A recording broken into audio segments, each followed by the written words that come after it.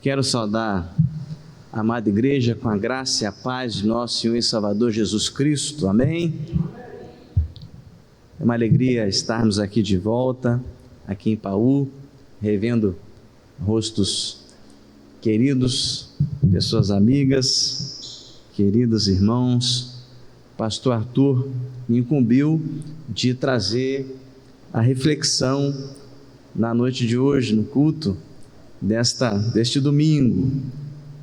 Estamos há uma semana que passou do dia da Bíblia e estamos a uma semana da véspera de Natal. Domingo que vem já é véspera de Natal e o domingo passado, o dia da Bíblia. E eu queria convidar a atenção dos irmãos para o texto que servirá de base da nossa reflexão nessa noite, que se encontra lá no livro do profeta Ezequiel, capítulo 3. Ezequiel capítulo 3. Mesmo assentados como os irmãos se encontram, eu convido a atenção dos irmãos para a leitura que farei desta porção da Escritura Sagrada.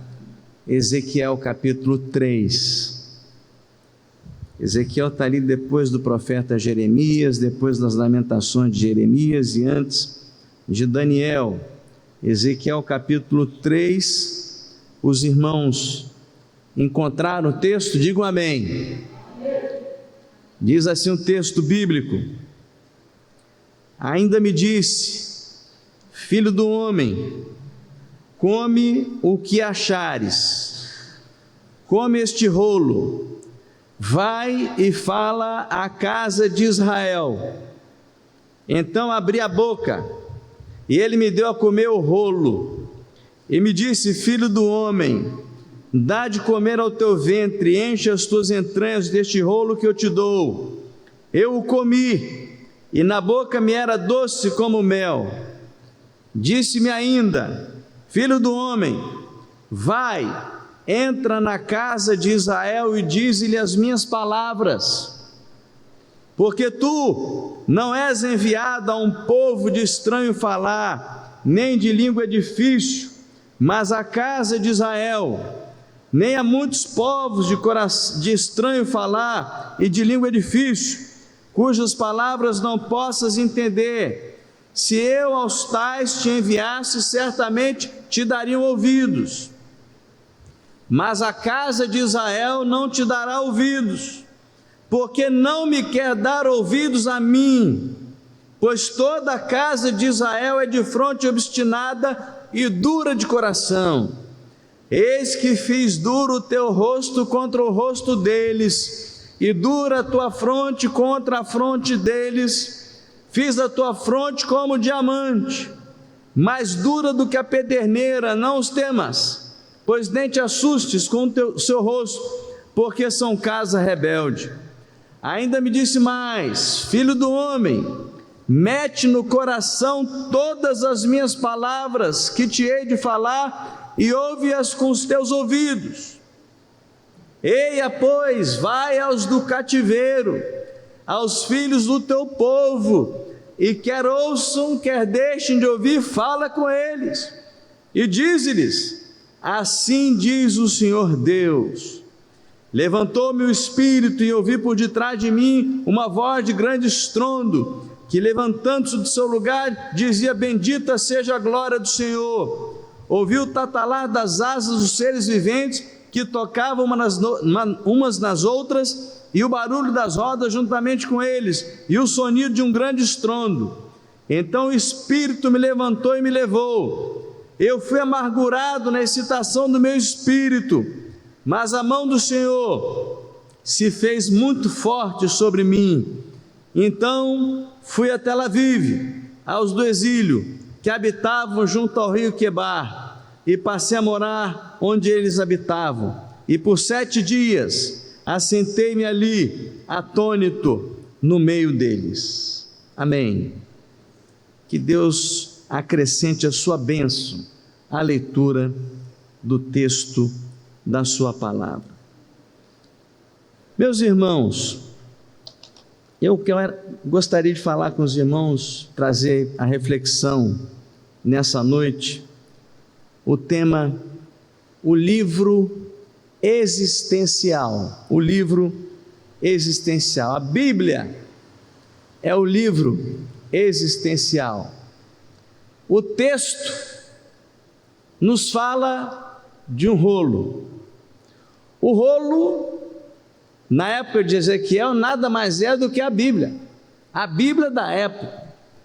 Não se tinha livros impressos, encadernados, como nós temos hoje, que facilita a nossa leitura, a nossa reflexão, mas naquele tempo o rolo, a palavra de Deus era escrita no rolo, e o rolo ia sendo desenrolado e a pessoa ia podendo ler a palavra de Deus, a Bíblia. E nesse tempo, entre o dia da Bíblia e o dia do nascimento do Senhor Jesus, é importante que a gente reflita acerca desse livro existencial. O que é a Bíblia para nós? O que é a Bíblia para mim e para você? A Bíblia é um livro histórico, certamente o é. A Bíblia é um livro literário, tem valor pela sua literatura, certamente é. Ele é apenas mais um livro. Ele desperta em nós apenas admiração. O que é a Bíblia? O que a Bíblia diz dela mesma? 2 Pedro, capítulo 1, verso 21, o apóstolo Pedro vai nos dizer que homens santos falaram da parte de Deus, movidos pelo Espírito Santo. E essas palavras estão aqui, nesse livro existencial. Em 2 Timóteo, capítulo 3, verso 16, o apóstolo Paulo vai nos ensinar que toda a Escritura é inspirada por Deus e útil para o ensino, para a repreensão, para a correção, para a educação na justiça, a fim de que o homem de Deus, eu e você, sejamos perfeitos e perfeitamente habilitados para toda boa obra. Ainda, o profeta Jeremias, no capítulo 1, no verso 12, vai dizer que Deus mesmo vela sobre a sua palavra para a cumprir.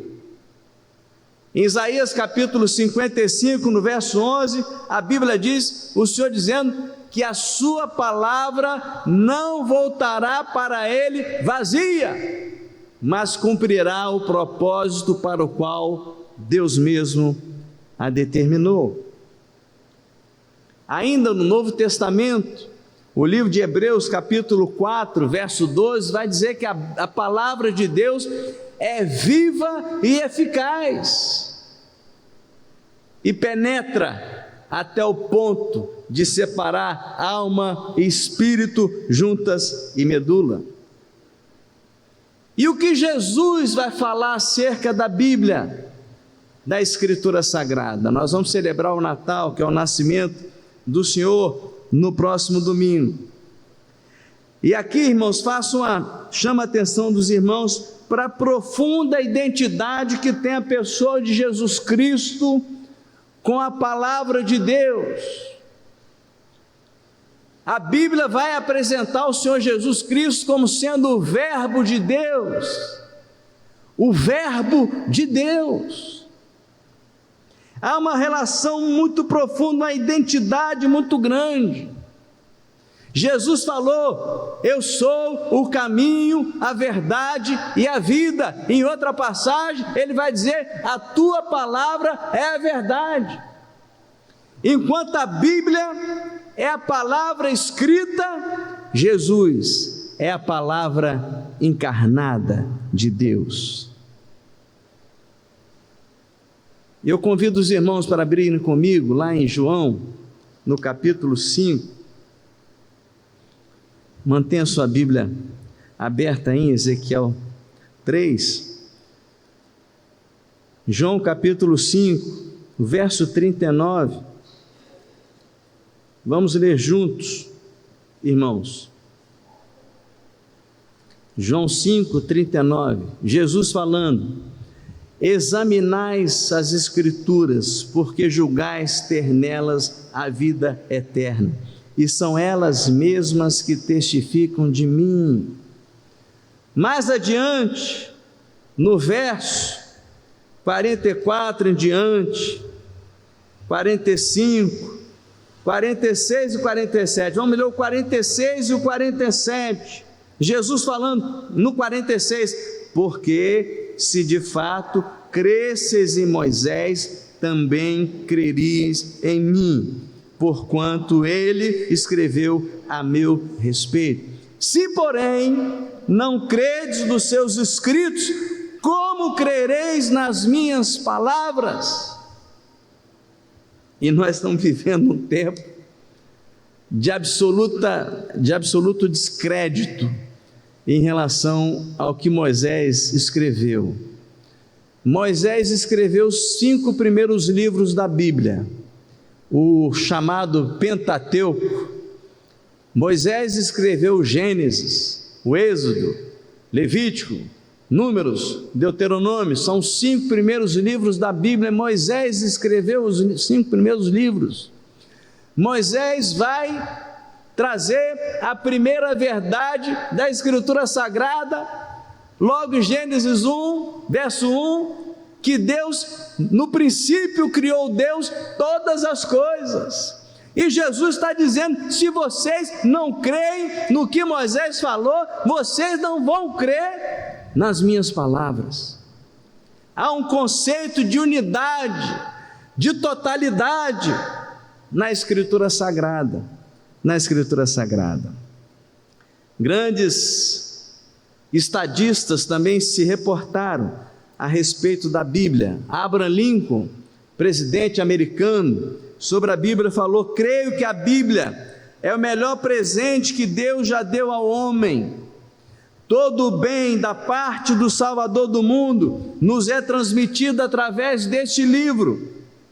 Napoleão Bonaparte, um grande conquistador, grande imperador, disse a respeito desse livro: a Bíblia não é um simples livro, senão uma criatura vivente, dotada de uma força que vença quantos se lhe opõem. E a própria ciência também confere autenticidade à Escritura Sagrada. Isaac Newton disse o seguinte: há mais indícios seguros de autenticidade na Bíblia do que em qualquer história profana. E esse livro existencial requer de mim e de você algumas atitudes em relação a ele. E a primeira atitude que o livro requer de mim e de você está lá no verso 1 de Ezequiel capítulo 3. E nós lemos Ezequiel capítulo 3. A Bíblia começa, o texto começa dizendo que o profeta deveria comer o rolo, comer o livro. Em primeiro lugar, irmãos, é preciso digerir esse livro. É preciso digerir esse livro. E o que significa digerir esse livro? Será que a gente vai comer cada palavra, cada folha desse livro? Digerir. E eu fui no dicionário tentar entender essa palavra digerir. Digerir tem como sinônimo as seguintes palavras: compreender, entender, apreender. É preciso digerir esse livro. Interessante, irmãos, que o profeta Ezequiel, ele é contemporâneo do profeta Jeremias. Ambos predisseram acerca do cativeiro babilônico. E Jeremias também usava essa mesma expressão: porque lá em Jeremias 15, verso 16, está escrito o seguinte: achadas as suas palavras, logo as comi, as tuas palavras me foram gozo e alegria para o coração, pois pelo teu nome sou chamado, ó Yahvé, Deus dos exércitos. Eu chamo a atenção dos irmãos, que no último versículo do capítulo 2, lá de Ezequiel, está dizendo que as palavras que foram lidas foram palavras duras. Ezequiel 2, verso 10, estendeu diante de mim, e estava escrito por dentro e por fora, nele estavam escritas lamentações, suspiros e ais, palavras duras, mas apesar de ser dura, a palavra foi doce ao seu paladar, e foi doce por ser a palavra de Deus alimento ao seu paladar e ao seu estômago. A sensação doce deve vir do encontro pessoal e direto com a palavra de Deus. Essa é a doçura.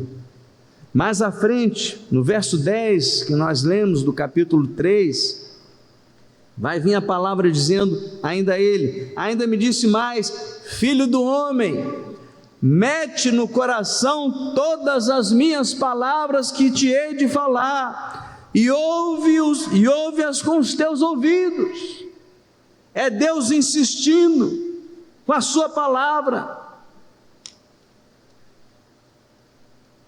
Pastor Hernandes costuma dizer que a nossa Bíblia tem capa, porque hoje em dia muitos homens, se dizendo homens de Deus, vão acrescentando novas revelações àquilo que já está escrito.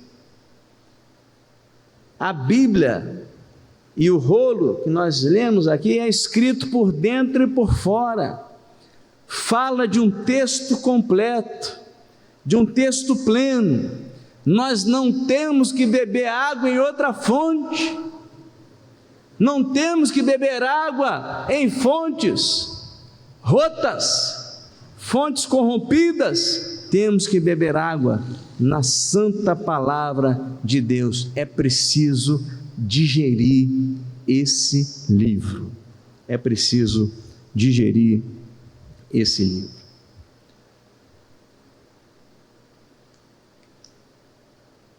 Qual é a relação que nós temos tido com esse livro?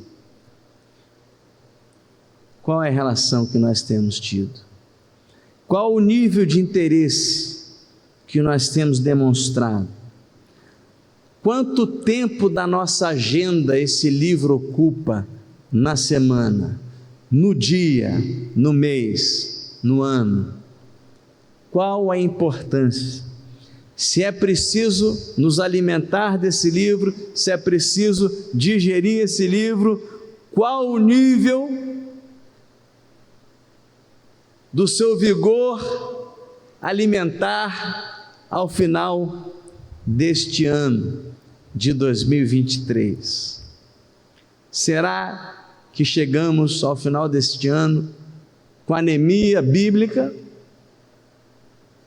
carente desse alimento precioso? Mas em segundo lugar, irmãos, a segunda atitude que se requer a partir do texto que nós lemos, não apenas é preciso digerir esse livro, mas é preciso, em segundo lugar, transmitir a mensagem desse livro. É preciso transmitir a mensagem desse livro. Interessante, irmãos, que me chama a atenção nessa passagem é que Deus chega para Ezequiel e fala: olha, eu vou te mandar, você não vai ter que falar para quem você não conhece, você não vai ter que falar para quem não fale a sua língua. Ezequiel foi exilado, e ele foi para a Babilônia, e na Babilônia A Babilônia era o centro do mundo, a capital do império. A Babilônia tinha gente estrangeira de tudo quanto é parte do mundo. Mas a palavra de Deus é específica para Ezequiel: vou te mandar para falar para os exilados apenas do teu povo. Parece um comissionamento negativo. Não, você não tem que falar com outra gente que não seja a sua gente, que não fale a tua língua. Estou te mandando lá para a sua tribo, e você vai lá na sua tribo falar para eles ouvirem. Interessante que Deus fala com ele, além de dizer isso: não te mandei para outras pessoas que não são as pessoas da sua relação. E o profeta Ezequiel se manifesta aqui em hesitação, e Deus faz um segundo chamamento a ele. E Deus ainda diz mais: se você fosse falar para outras pessoas que não sejam do teu povo, eles iriam te ouvir. A Bíblia diz isso, o texto que nós lemos diz isso. Mas eu vou te mandar para o seu próprio povo, para o povo de Israel. Agora, tem uma coisa: eles não vão te ouvir. Eles não vão te ouvir. Sabe por que não vão te ouvir? Eles não vão ouvir o enviado, porque eles não querem dar ouvidos a quem enviou. Eles não vão te ouvir, porque não querem ouvir a mim, diz o Senhor. E aí, irmãos, eu faço uma observação: Ezequiel não é chamado ao sucesso, Ezequiel é chamado à fidelidade, para ser fiel ao chamado, não para ter sucesso na sua pregação. De antemão, Deus falou: olha, eles não vão, você tem que ir. Mas, Senhor, já que não vão ouvir, não tem problema. Não, você tem que ir e tem que falar. Acho interessante, irmãos, que o nosso compromisso não tem que ser com sucesso, mas tem que ser com a fidelidade do chamado do Senhor. E um texto que eu li, eu achei interessante, os irmãos podem conferir aí comigo, por gentileza, lá em 2 João, segunda carta de João, verso 1, a gente lê um texto aqui mais cedo, 1 João, mas é o segundo livro de João, a segunda carta de João, pertinho do Apocalipse ali, no finalzinho da Bíblia. Vocês estão conseguindo me acompanhar aí? 2 João capítulo 1. Olha o que está escrito aí: o presbítero, à senhora eleita, e aos seus filhos, a quem eu amo na verdade, e não somente eu, mas também todos os que conhecem a verdade. Muitos teólogos entendem que essa senhora eleita seja Maria, a mãe do Senhor Jesus. E o verso 4 dessa passagem diz o seguinte: fiquei sobremodo alegre em ter encontrado dentre os teus filhos os que andam na verdade, de acordo com o mandamento que recebemos da parte do Pai. Interessante, irmãos, que dentre os filhos de Maria, Jesus teve alguns irmãos depois. Maria e José tiveram outros filhos, a Bíblia registra isso. Dentre esses irmãos de Jesus, alguns andavam na verdade. Me chama a atenção que outros possivelmente não andavam na verdade. E se a gente for conferir lá em João capítulo 7, verso 5, João agora, Evangelho de João, capítulo 7, verso 5. Estão conseguindo acompanhar? João capítulo 7, verso 5. Olha o que está dizendo aí. Vamos ler todos juntos. pois nem mesmo seus irmãos criam nele. Pois nem mesmo seus irmãos criam nele. Maria e José foram chamados para serem os pais terrenos do Senhor Jesus. Maria e José tiveram filhos que se desviaram da verdade. E aí nós podemos especular, mas José não teria sido um bom pai para esses meninos? José não teria sido um bom exemplo para essas crianças? Maria teria sido uma mãe relapso a esses meninos? Irmãos, não. Deus não podia ter feito escolha melhor do que Maria e José para serem os pais de Jesus e os pais daqueles filhos. O nosso compromisso não é com sucesso, o nosso compromisso é com a fidelidade. Ezequiel foi chamado à fidelidade. Interessante, irmãos, que era um povo duro, o povo de Israel é um povo duro. E aí Deus falou: eu vou te capacitar para lidar com essa gente, você vai ser duro também. Interessante que o nome Ezequiel é exatamente isso, Deus endurece, ou Deus torna forte, Deus capacita o seu servo para a missão que ele tenha que empreender. Ezequiel não é chamado para salvar almas, nem nós somos chamados para salvar almas. Quem salva é só o Senhor, mas nós somos chamados para proclamar a mensagem que Deus nos deu para transmitir. A lealdade não é a esse chamado, a lealdade a esse chamado não é medida pela eficácia, e sim pela fidelidade à ordem divina. A ordem divina.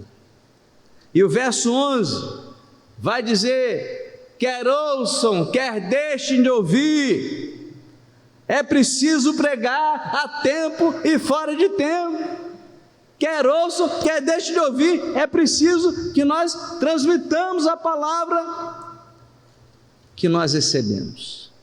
E o capítulo vai seguir, e a gente não leu aqui, mas vai falar da figura do atalaia. Deus coloca Ezequiel como sendo o atalaia. O que é o atalaia? O atalaia é a figura do sentinela.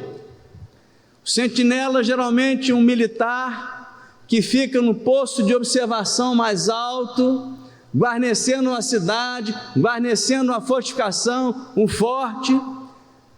E a única tarefa do atalaia, a única tarefa do sentinela é que, se avistar o inimigo, ele tem que tocar a buzina,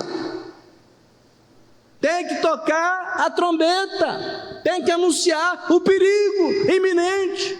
A única tarefa do sentinela é essa, a única tarefa.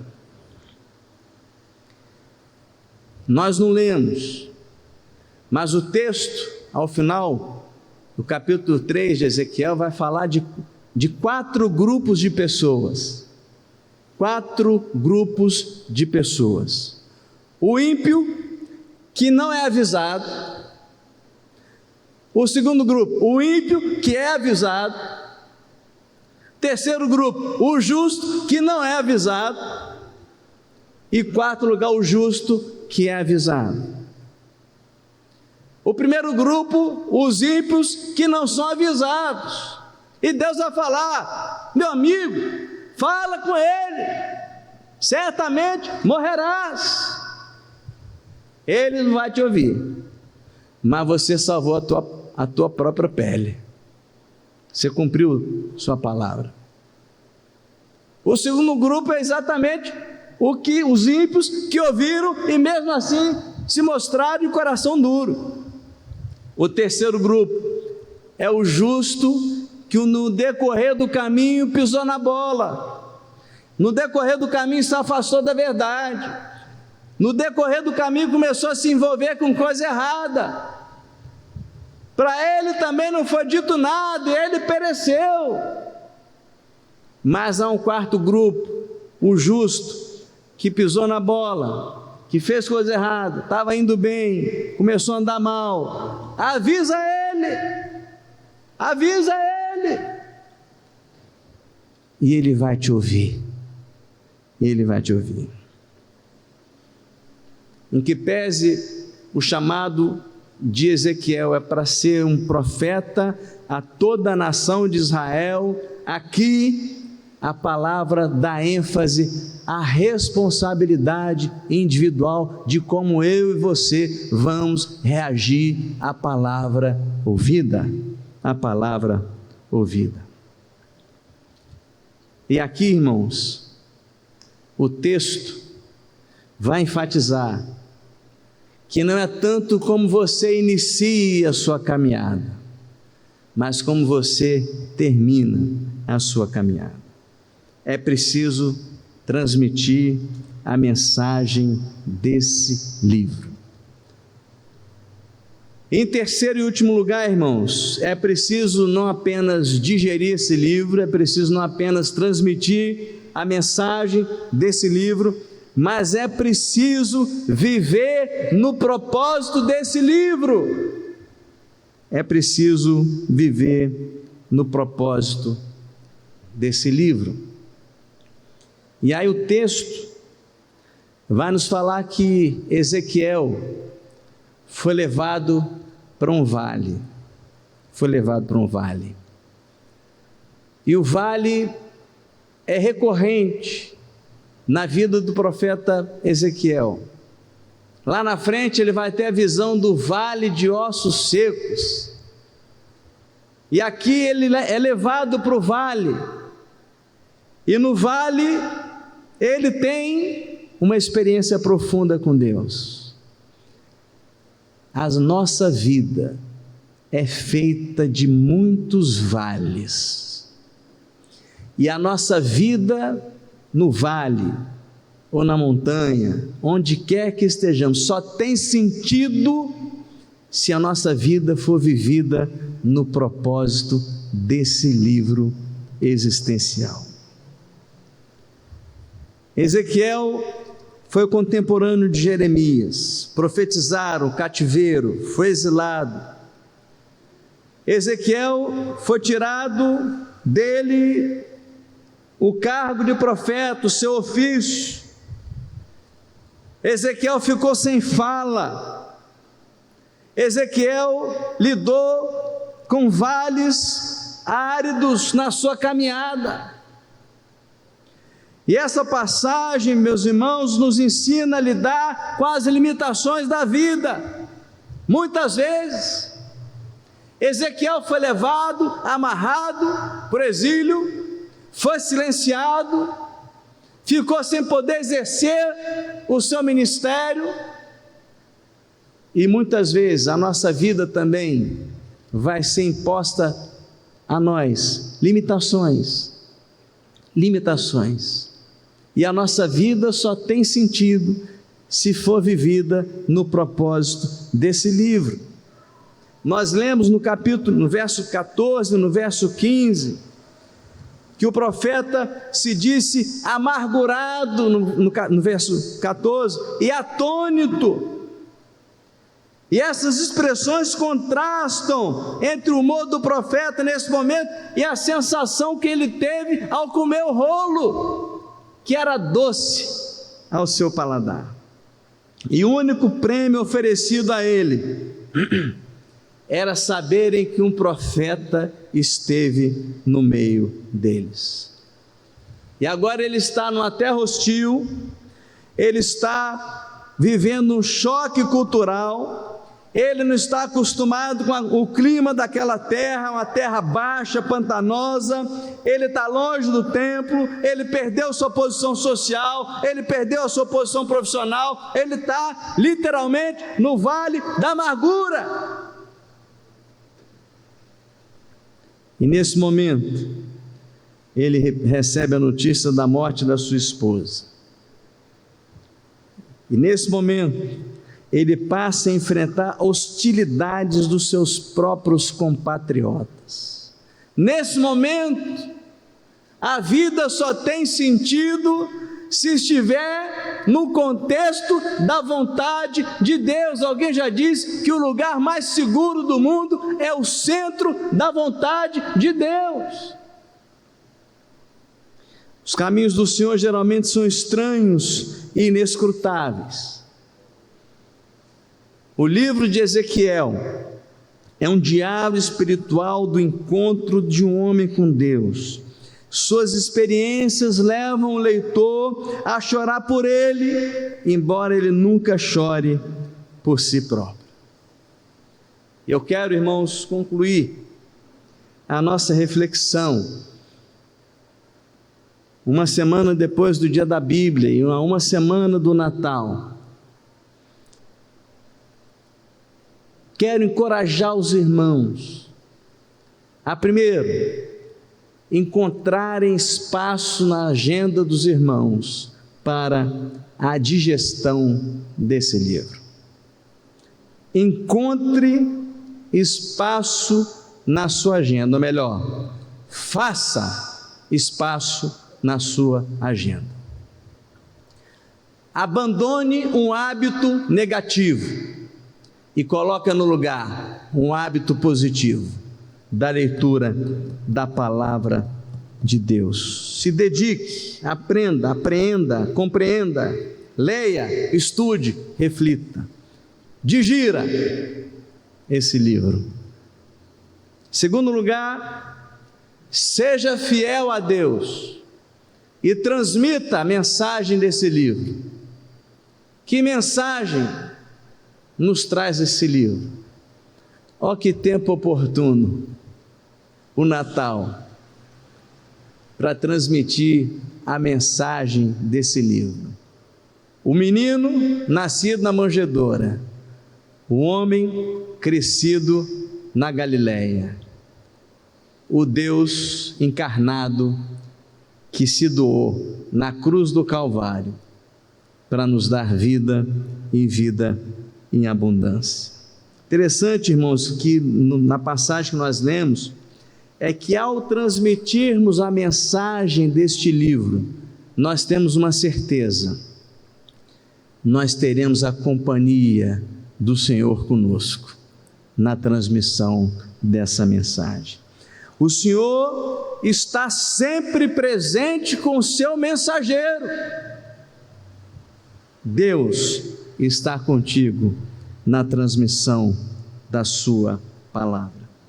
Em terceiro e último lugar, viva a sua vida no propósito revelado pelas Sagradas Escrituras. A sua vida, a nossa vida, vai fazer toda a diferença, porque vivida no propósito de Deus. Que Deus nos abençoe em nome de Jesus. Que Deus conceda um Natal feliz a todos os irmãos, transmitindo esta mensagem.